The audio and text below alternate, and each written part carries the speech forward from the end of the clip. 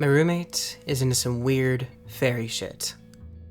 And these aren't cute little human dragonflies with flower petals for clothes and sweet smiles. I don't know about you guys, but when I think of fairies, I'm picturing something like Tinkerbell. Yeah, I know, she's technically a pixie, sue me. That is not the shit my roommate is fucking with. I noticed she was weird when I moved in. She was advertising for a roommate on Craigslist, and she said she needed someone who was open-minded, who was alright with strange people coming and going at all hours, who wouldn't ask questions about things that didn't involve them, and who would be okay with sharing a bathroom. Yeah, okay, not ideal. But I didn't need ideal, I needed livable. And honestly, I didn't really give a shit what she did in her spare time. Hell, she could have been cooking meth in her room as long as she didn't get me involved in her drug deals. I wouldn't have given a shit. Turns out she wasn't dealing drugs, unless she was sharing marijuana with her deadbeat friends or something. Instead, she was into the occult. Supernatural stuff, conspiracy theories. She believes in anything and everything. She's convinced she's seen Bigfoot. She was abducted by aliens when she was 10 years old. She doesn't get vaccines because the government is using them to control people's minds. That kind of stuff. Is it terrible for me to say that I kind of like her? I mean, let's make no mistake here, she's fucked in the head. But she's actually a really good roommate. Pays her bills on time, cleans up after herself, asks me before having her weird gatherings and rituals and shit. Whenever she buys groceries, she grabs my favorite candy bar for me. And at least she's interesting. I'd rather sit and talk to her for an hour than listen to Nancy from work describe her latest MLM adventures. And before you argue with me, Stella, that's the name my roommate chose for herself, I guess, doesn't vote, so it's not like her weird-ass opinions and beliefs hurt anyone else. She told me once she thinks that if you enter a voting booth, the government will put you to sleep, embed your skin with a mind-reading chip, and release you back into society, and you won't have any memory of what happened. And that it happened to her mom, and that's why her mom believes in evolution. Right. Anyway, so life with Stella wasn't terrible. We got along okay for the most part, and we managed to live together for 6 months before her weirdness started getting a little too close for comfort. What do I mean by that? Well, one morning I woke up to mold growing in a ring in our living room. Seriously, it was a huge-ass ring. Our living room was pretty sizable, especially since Stella doesn't believe in furniture, so it's practically empty, except for her weird candles everywhere. It never bothered me since I didn't use the common space as much anyway, but mold growing in my apartment was definitely not okay. Stella? What the hell is this? I asked. Stella was sitting at the edge of it, a mountain of books next to her. I saw a few titles straight away. Myths of the Fae Folk, Fairies and Other Creatures, the Magical Arts. In her hands was a book on botany, which was extremely peculiar in the moment, but not so much in hindsight. It's a fairy ring. At least, it will be, she said with a small frown on her petite lips as she pored over her book. I bit back the urge to scream. I don't know what a fairy ring is, but I'm pretty sure it doesn't belong in our fucking living room. If you don't get it out of here, so help me God. Stella sighed and put her book down. I thought she'd say that, she said, reaching into the black messenger backpack at her side and pulling out a slightly crumpled envelope. She always had that bag with her, and I often saw her pull out any number of weird things from it, so you can understand that I was a little hesitant to take the envelope from her. But I did it, and I opened it. Immediately my frayed nerves were soothed. $500 in cash will do that to a person. For the inconvenience, she said, going back to her book without a second glance at me. And if we get in trouble with the landlord, I'll pay for any charges. I did wonder where she got all that money. I knew our landlord wouldn't bother coming around and checking. He didn't give a shit what anyone did in those apartments anyway, so I was more than happy to let it slide. As long as that shit didn't start growing in my room. I did wonder where she got all that money, though. Stella was never short on cash, even though she didn't have a job, at least not that I could tell. Oh well, never look a gift horse in the mouth. I shrugged my shoulders and let it go. That night, before I went to bed, I googled fairy rings. I only read for about 5 minutes before I got bored and gave up on it. Do you know how much has been written about these things? Too fucking much. Anyway, I figured out 2 very important things. First, many cultures believe that fairy rings are caused by fairies, or pixies dancing in a circle. Second, mortals should absolutely not fuck with them. Now, I wasn't worried. Not only did I not believe in fairies, but I was also pretty sure you couldn't just grow your own fairy ring. I figured that Stella would lose interest in it after a few weeks, like she always did with her random obsessions. Then she'd get rid of it and life would continue on as normal. Before that had a chance to happen, however, the fairy ring grew. After a few days, it had sprouted mushrooms. I shit you not.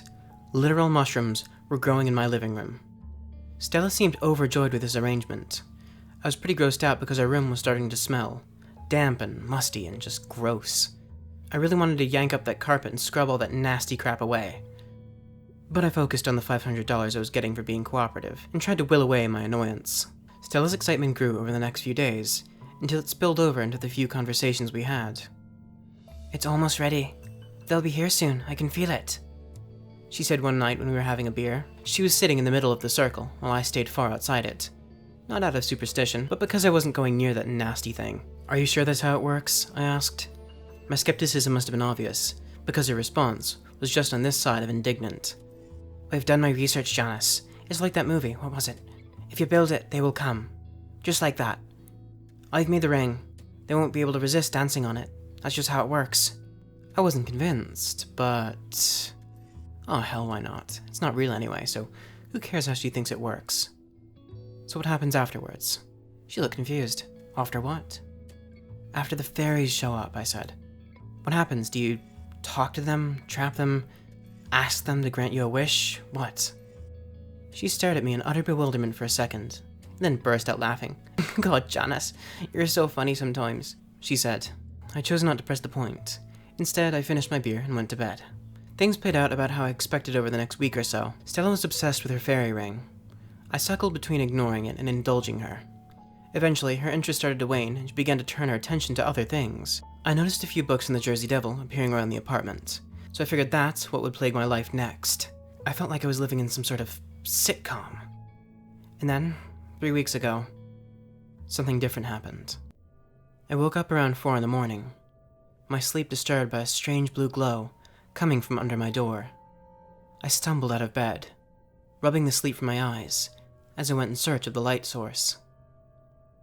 As soon as I entered the living room, I was almost blinded by the blue light, assaulting my eyes.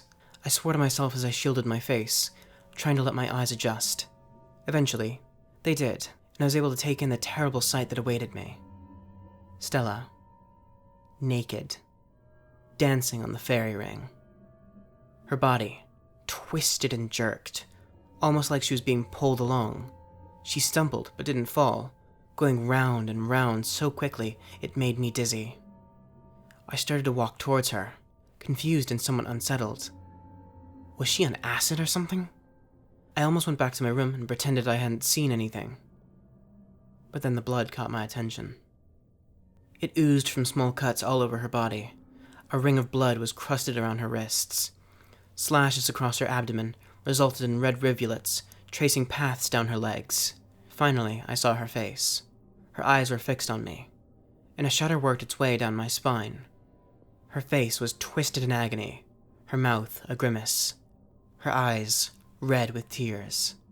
Snot was running out of her nose. She was heaving for breath, and I was sure, so sure, I saw her scream. Except, there was no sound. Nothing. Nothing at all. I couldn't hear the sound of cars passing by on the road outside, the sound of her feet in the carpet, the sound of her breathing. It was like I was trapped in a vacuum. But then again, I didn't really need to hear what she was screaming. I could read it on her lips like the words had been printed there. Help me. Help me. Help me. Help me. My body responded to her silent plea as I lunged at her, hand outstretched, intent on wrenching her from the circle. But just then, she disappeared. Vanished in front of my eyes, as though she'd never been there. I tripped and fell to my knees, just outside the ring of glowing blue mushrooms that dotted the floor. Slowly, before my eyes, the glow faded to nothing until I was alone in the dark. Just me, the silence, and the knowledge that Stella wasn't coming back. I called the police, of course. That's what you do, right? I'd never been in a situation quite like that before. I knew I couldn't tell them what I saw, so just told them that when I woke up, she was gone. That was rare for her. That I was worried something had happened. They declared her missing. I steered clear of the living room. I wanted to get out of there as fast as humanly possible, so I booked a hotel room until I managed to find another place. I didn't give a shit about breaking the lease or forfeiting the security deposit on the apartment. I just wanted out. I got a place pretty quickly. A real dump of a studio apartment. But it's affordable, and built up my courage to go back to our apartment, to pack up my few things and go. When I opened the door... God, no matter how long I live, I'll never forget this. When I opened the door, she was there. Lying there. In the middle of the fairy ring. The cuts had deepened into permanent grooves on her body. She was thinner than before. As though someone had sucked the flesh out of her. Tightened her skin until it was tough and leathery. In fact, she almost looked like she'd been mummified. Her eyes were gone, her teeth were gone. Her mouth was still gaping open, still screaming for someone. Me. To help her. And as I stared at the body, I swear to God, I heard a faint giggle coming from somewhere in the apartment. I think I'm done with roommates for a while.